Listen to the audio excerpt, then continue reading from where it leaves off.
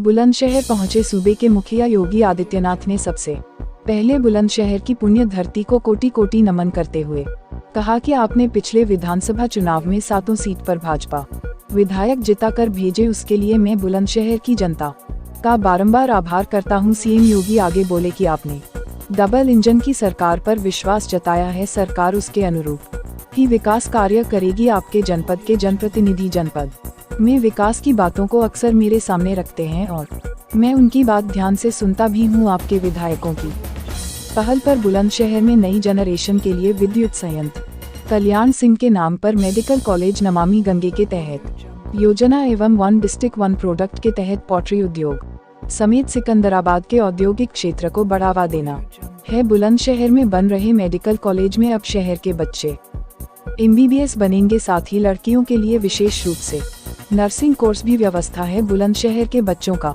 भविष्य सुरक्षित होगा। उन्होंने कहा कि कोरोना काल में निकुंज हॉल से मैंने पहली जनसभा की थी, पर अब सरकार बनने के बाद एक बार फिर से इसी हॉल से आप सबका आभार प्रकट करने आया हूं। समाज के प्रत्येक तबके के लिए किए जाने वाले प्रयास आज धरातल पर उतरते दिखाई दे रहे हैं। कोरोना काल में अमेरिका जैसा बड़ा देश भी ध्वस्त हो गया था, लेकिन भारत में कोरोना महामारी के दौरान इलाज, वैक्सीन और रोजगार तक दिए गए DBT के माध्यम से जन जन को लाभ का पैसा पहुँचाया गया। तकनीक के महत्व को समझते हुए बुलंदशहर के बगल में अंतर्राष्ट्रीय एयरपोर्ट का निर्माण किया जा रहा है। बुलंदशहर के बगल में फिल्म सिटी, मेडिकल पार्क और डिफेंस कॉरिडोर बन रहा है, जिससे युवाओं को भरपूर रोजगार मिलेगा। इसके साथ ही अलीगढ़ में महेंद्र सिंह के नाम पर नया कॉलेज बनाया जा रहा है। मेरठ में प्रदेश का पहला स्पोर्ट्स कॉलेज बनाया गया।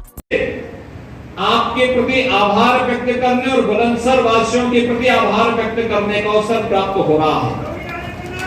भाइयों बहनों, आज हर एक क्षेत्र में हमारा देश एक नई ऊंचाइयों को प्राप्त कर रहा है।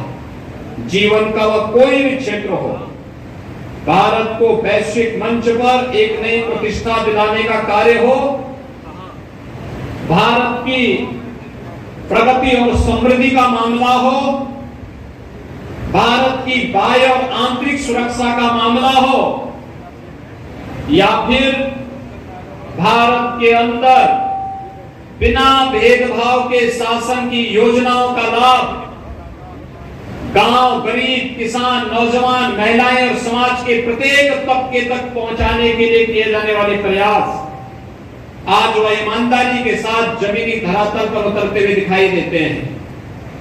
कोरोना महामारी इसका सबसे बड़ा उदाहरण है। कोरोना के सामने अमेरिका पस्त हो गया, कोरोना के सामने यूरोप पस्त हो गया, कोरोना के सामने दुनिया के तमाम देश पस्त हो गए, लेकिन भारत बिना रुके और बिना डिगे प्रधानमंत्री मोदी जी के नेतृत्व में कोरोना के खिलाफ अपनी लड़ाई को जारी रखे रहा। जीवन भी और जीविका को भी बचाने का काम किया। फ्री में टेस्ट, फ्री में उपचार, फ्री में राशन और फ्री में टीका देने का काम भी भारत के अंदर इस दौरान हुआ।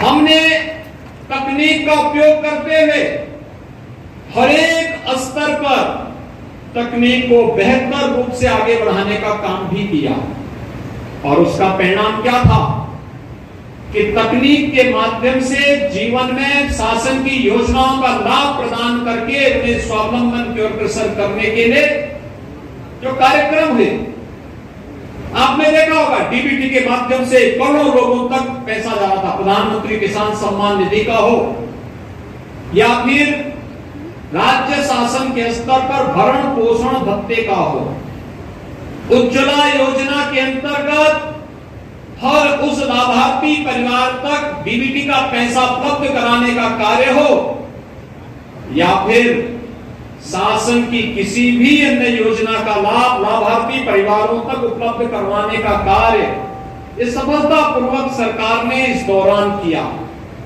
और इसीलिए तो तकनीक के इसी महत्व को समझते हुए सरकार ने कुछ निर्णय लिए हैं।